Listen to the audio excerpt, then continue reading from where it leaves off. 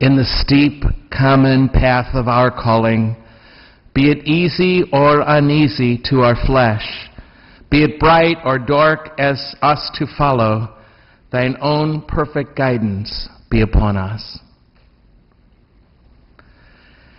As most of you are aware, in just a few more weeks, 25 of us from this community will be walking a hallowed trail. A trail made holy by 1,000 years of pilgrims walking.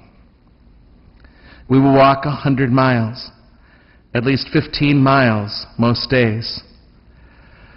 Most of us begin with no small amount of anxiety about this, and we wait eagerly, one step at a time, to see what will open up for us there, of pain in our bodies, of people and cultures, of God and God's good grace.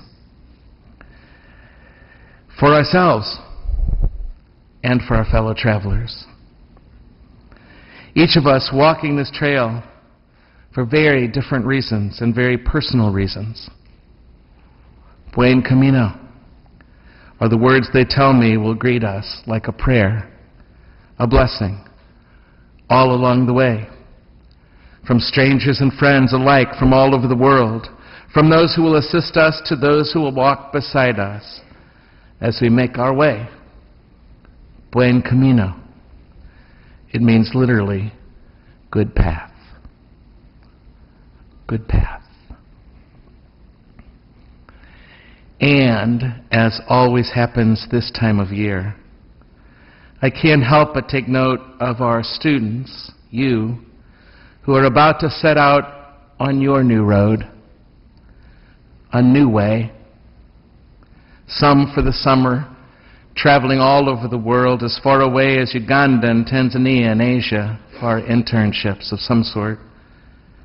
And some of you into the rest of your lives. There's not a one of us here who is not already set out on those new ways, those new paths, full of fears and full of excitement, aware of the unknown, carrying each of us our own unique stories and our own unique intentions, wondering who we will meet along the way, who will be our new companions from across the world, or will we mostly walk alone? In this wonderfully rich gospel story tonight, we hear tell of two who were walking together, and then a third, a stranger, seems to catch up with them as they walk. There is the walking and the talking and the sharing of stories and the sharing of hearts, even its broken places. And their hearts catch fire along the way with something more than just each other. What crept up among them as they walked was this sense that the love they were afraid they had lost was actually very much alive and very, very real. And all of a sudden they were knowing it again. All of a sudden they had a new reason to live. This story of the two travelers reminds all Christians, really, that we are only and always on pilgrimage, you and I, here on this earth. And our journeys become pilgrimages when transformation is realized. In other words, when I realize, when I get there today, that I'm different than I was when I left. Oh, the circumstances might be exactly as they were before I left. But now I'm different. I'm different in those same circumstances. If you let yourself look at the Scriptures, from the first pages of Genesis to the closing pages of Revelation, you will see story after story after story of people walking alone, walking together, walking in the company of friends, walking with strangers, walking from something to something, or at least somewhere. as if to say that this is what life is all about for you and I, for you and for me. It's about this walking. Jesus identified himself in the gospel just last Sunday as the way. He is saying, I am the road you walk on. I am the road itself for you. In other words, the one who sets the course for this road is also the road we walk, and the one who walks beside us all the way. Flesh of our flesh, God with us. Journeys and walking, paths and roads. We are always moving one foot in front of the other, step by step. This image of journeying, my friends, is essential to our human spirits. We symbolize it even in churches, like our own church today. That little procession coming in is meant to symbolize all of our paths, all of our journeys, all of our walking. All through this day captured in that walking, but also all through our lives captured in that walking symbolically. This walking is at the very heart of our humanity. It's all journey, step by step, that is to say, one choice at a time, choice after choice, realizing as we go that as alone as we might feel sometime, we are never really ever alone in the walking. And we were being led sometimes unknown to ourselves, no matter how weary we became. And that along the way, there was presence. And sometimes you could actually even feel it. Love was with us all along. And sometimes we didn't even recognize it when it was right there. We are each called to journey. We are each called to the road. There is no destination more than the road. The road is destination, the way itself. The road becomes, as for those two disciples in this famous Easter gospel, a place of discovery, of encounter, of trial, of opportunity, of death, and new life. A place of recognition.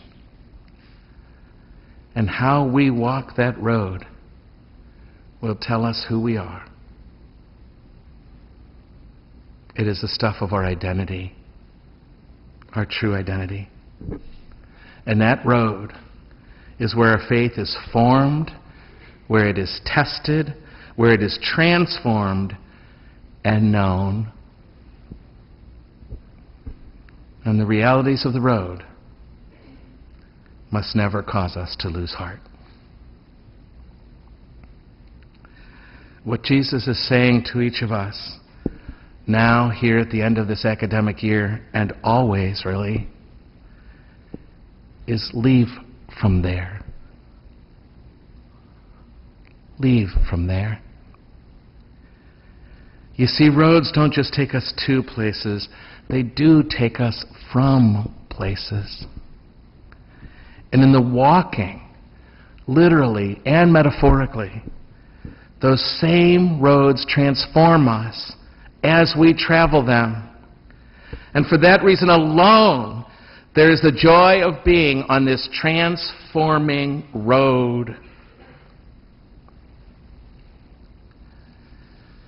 To those of you who will be setting out into your futures now, from our undergraduate and graduate schools, we are profoundly grateful for the choice you made to do something of the last 4 or 5 years now here in this company, when you left something behind and came to St. Louis or to Washington University or to one of our schools here tonight.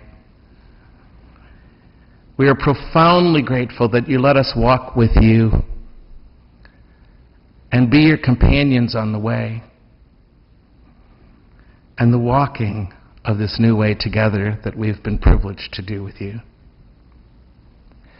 It has been an honor to work with you, and I trust, no, I know, that there were times along the way when our hearts burned inside of us. Thank you for that. It has been indeed an honor to walk with you and to know him, and especially here in this place at 9 p.m. every Sunday, to know him in the breaking of the bread. We who will be walking the Camino will be carrying all of you from this community with us, so that any grace we might receive from this trip might come back on you, and so that our walking might somehow carry your walkings as well. Every journey can be a pilgrimage if our walking is in faith and hope and love. And I invite you to walk with us however you can, not there, of course, now, but on your own, on the sidewalks of your neighborhoods back home, in the park down the street, for maybe just 30 minutes a day, maybe more. Walking alone in your own turn and just looking around and seeing what you see and smelling what you smell and touching what you touch. But also sometimes perhaps with a friend. That every day perhaps of that week of May 18th, we could be intentional about doing some walking together on very different parts of this planet. And I think what you will come to see, what I hope we come to see as well along the way, is that the road dwells within us. The road dwells deep inside us. And it comes into being as we walk.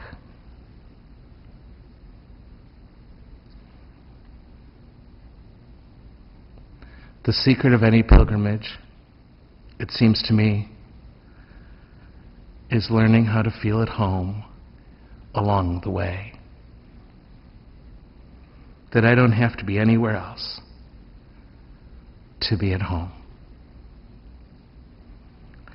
That as a matter of fact, I am at home in the very act of walking. I'm at home on the road. I leave you with the words of St. John of the Cross, one of our mystics from the Middle Ages.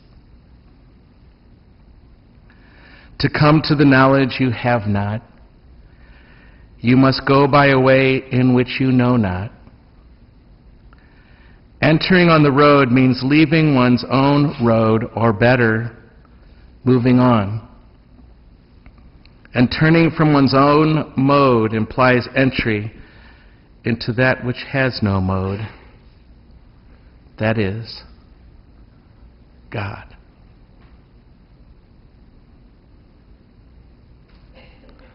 Buen camino. Good path to you.